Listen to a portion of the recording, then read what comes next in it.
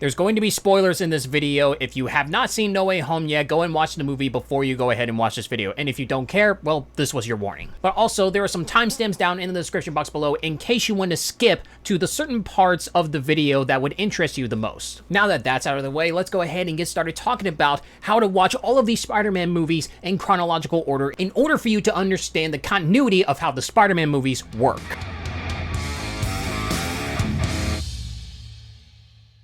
So because Spider-Man No Way Home has featured villains that were from the Sam Raimi universe, but also villains from the Marc Webb universe, it seems as though we're going to have to watch all of the Spider-Man movies that are from Sam Raimi's universe and Marc Webb's universe before you go ahead and watch Spider-Man No Way Home. But also, in order for you to watch Spider-Man No Way Home, you also have to watch the Spider-Man movies that are included in the Marvel Cinematic Universe. So let's go ahead and start off with what movies you should definitely watch first. And the first two movies that I definitely recommend you to go ahead and watch first is Sam Raimi's Spider-Man 1 and 2. Also, if you guys want to go ahead and see more videos like this, please go ahead and click that subscribe button because it does encourage me to go ahead and create more content like this if you want to go ahead and see more videos from me in the near future. Now, the reason why you should definitely watch these two movies first is because Tobey Maguire's Spider-Man is the eldest of the three Spider-Man characters. He's the one that carries in the most wisdom, that has learned the most about what it's like to become the character, and understanding the message of great power comes great responsibility. So he's learned a lot, therefore it should be quintessential for you to understand his character arc before you go ahead and understand younger characters like Garfield or Tom Holland. And considering at the beginning we have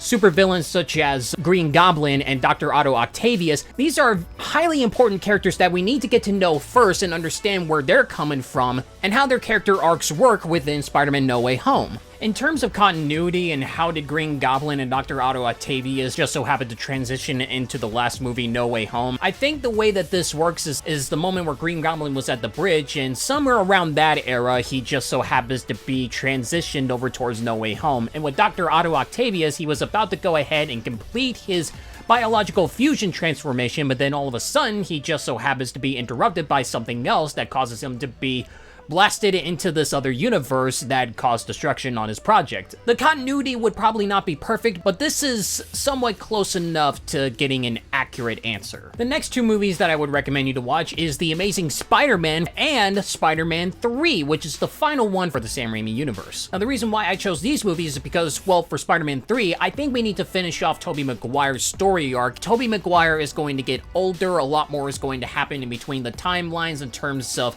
the history that's going on with Tobey Maguire in his universe, and also with Peter Parker from Tom Holland's perspective and in Andrew Garfield's perspective. They're starting to grow up. But with Tobey Maguire's Peter Parker, it seems like that his story arc is going to be finished early on, so we need to go ahead and finish up his story. But we can also go ahead and start the journey with Andrew Garfield, since Andrew Garfield is a little older than Tom Holland. Now, in terms of how these movies fit within the continuity of what's going on within Spider-Man No Way Home, well, with Spider-Man 3, there isn't really much, because even though the Sandman is in No Way Home, he doesn't necessarily have a particular story arc with where it stops. You mostly have to go ahead and watch the complete full-on story that's going on with Peter Parker from Tobey Maguire and his personal story arc that he has with the Sandman all the way until the very end when he goes away and goes towards something else. So this can logically follow that at the very end of the movie, the Sandman could just straight up go into No Way Home right after that. But for The Amazing Spider-Man, I think the point for the Lizard to enter into No Way Home is at the point where he was about to transform the entire city into lizards, and he didn't necessarily accomplish his mission because he was full-on lizard at that point. Again, not necessarily a perfect answer, but I think it would be close enough. Now, the next two movies that I would recommend is Spider-Man Homecoming and then The Amazing Spider-Man 2. Now, the reason why I would say Spider-Man Homecoming should definitely be up next is because we're starting to enter into the age of where Spider-Man is actually starting to have his origin story brought up,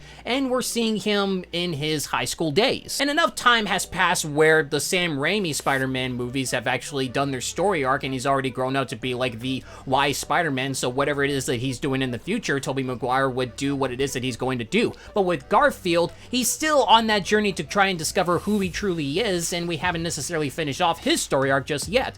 But with Tom Tom Holland's character, his journey is just beginning, so it makes perfect sense to go ahead and watch this movie right after you have watched the other past 4 movies. And because you should watch The Amazing Spider-Man 2 afterwards is because Garfield's character is starting to get himself out of high school, and he's starting to learn a lot more hard life lessons of what it means to actually be a person in Peter Parker's position and as the character of Spider-Man. So he's still in that perfect age of where he hasn't necessarily lost his touch at being young and somewhat reckless, to have a little bit of fun with his attitude and his personality, but he's starting to transition into a more grown-up character and learning some more adult-like responsibilities. Now, in terms of the villains, no villain from Spider-Man Homecoming was actually able to transition all the way over into Spider-Man No Way Home, so there isn't really much to talk about within that movie. But for The Amazing Spider-Man 2, we do have Electro, and the continuity point where it actually makes sense with where he's going in Spider-Man No Way Home is when Andrew Garfield faces off against Electro at the very end of the movie, where he's also facing against Harry Osborn. It's the moment where Electro gets sucked into the electricity and he gets defeated by Andrew Garfield's Spider-Man, and then all of a sudden it seems like that within that electricity he transforms into a whole different character because he is into a different universe and his characteristics has changed, his looks has changed, and his powers have become a lot more exhilarating and different. Which I guess you can put in like sci-fi fantasy logic within that one, but I guess that's the most reasonable place to figure out where the transition takes place. And the next movie that should be watched is Spider-Man Far From Home. And the reason why I put it in this position is because some time has passed with Andrew Garfield's character, because at the very end of The Amazing Spider-Man 2, he lost his girlfriend Gwen Stacy due to her being involved in an accident. And because some time has actually passed on where he hasn't necessarily been Spider-Man, but he came back and is now in charge of trying to help save the city, the amount of time that's going to be passed between Tom Holland and Andrew Garfield would be at the same length, because at the end of The Amazing Spider-Man 2, with the ending of Spider-Man Homecoming,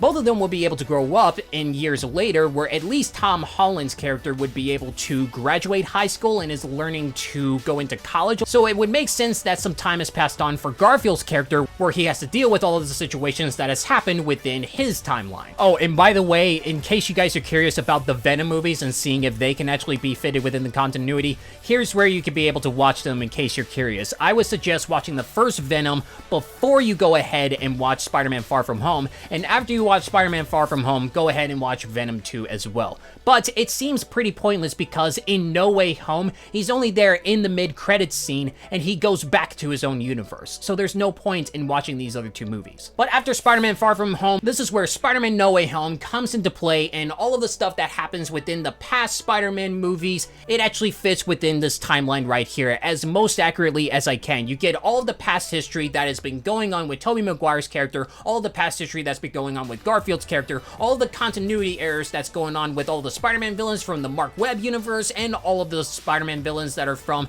the Sam Raimi Universe, how they all fit within this one film right here and there. I think this is the best accurate measurement on how you're able to go ahead and figure out the story in the line that seems to be pretty huge and big for what it's doing. Again, my answer isn't necessarily the best answer, but it's the one that I think would make the most sense. But what do you guys think about this? Do you agree with the way that I sorted out this timeline, or do you have a different preference on how you would actually watch these Spider-Man movies? Put your thoughts down in the comment section below and let's have a conversation about it. And like this video if you agree with what I say, or dislike this video if you disagree with what I say. I don't mind the dislikes. So that is it I have for today's video. Thank you guys so much for watching, and I'll be sure to see you in the next video.